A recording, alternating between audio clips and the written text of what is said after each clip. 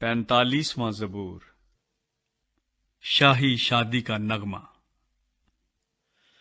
میرے دل میں ایک نفیس مضمون جوش مار رہا ہے، میں وہی مضامین سناؤں گا جو میں نے بادشاہ کے حق میں قلم بند کیے ہیں۔ میری زبان ماہر کاتب کا قلم ہے۔ تو بنی آدم میں سب سے حسین ہے، تیرے ہونٹوں میں لطافت بھری ہے، اس لیے خدا نے تجھے ہمیشہ کے لیے مبارک کیا۔ اے زبردست، تو اپنی تلوار کو جو تیری حشمت و شوکت ہے اپنی کمر سے حمائل کر، اور سچائی اور حلم اور صداقت کی خاطر اپنی شان و شوکت میں اقبال مندی سے سوار ہو، اور تیرا داہنا ہاتھ تجھے محیب کام دکھائے گا۔ تیرے تیر تیز ہیں، وہ بادشاہ کے دشمنوں کے دل میں لگے ہیں۔ امتیں تیرے سامنے زیر ہوتی ہیں۔ اے خدا، تیرا تخت عبدالآباد ہے، تیری سلطنت کا عصا راستی کا عصا ہے۔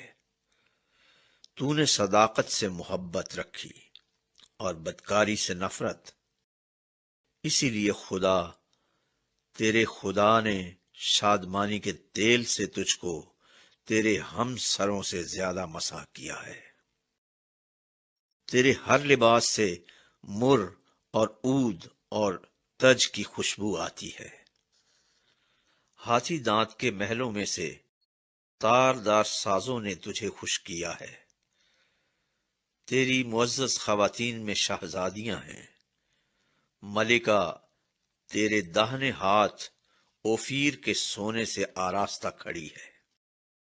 اے بیٹی، سن، غور کر اور کان لگا، اپنی قوم اور اپنے باپ کے گھر کو بھول جا، اور بادشاہ تیرے حسن کا مشتاق ہوگا، کیونکہ وہ تیرا خداوند ہے۔ تو اسے سجدہ کر، اور سور کی بیٹی ہدیہ لے کر حاضر ہوگی۔ قوم کے دولت مند تیری رضا جوئی کریں گے۔ بادشاہ کی بیٹی محل میں سرتپا حسن افروز ہے، اس کا لباس زربفت کا ہے۔ وہ بیل بوٹے دار لباس میں بادشاہ کے حضور پہنچائی جائے گی۔ اس کی کنواری سہیلیاں جو اس کے پیچھے پیچھے چلتی ہیں تیرے سامنے حاضر کی جائیں گی۔ وہ ان کو خوشی اور خرمی سے لے آئیں گے۔ وہ بادشاہ کے محل میں داخل ہوں گی۔ تیرے بیٹے تیرے باپ دادا کے جانشین ہوں گے، جن کو تو تمام روئے زمین پر سردار مقرر کرے گا۔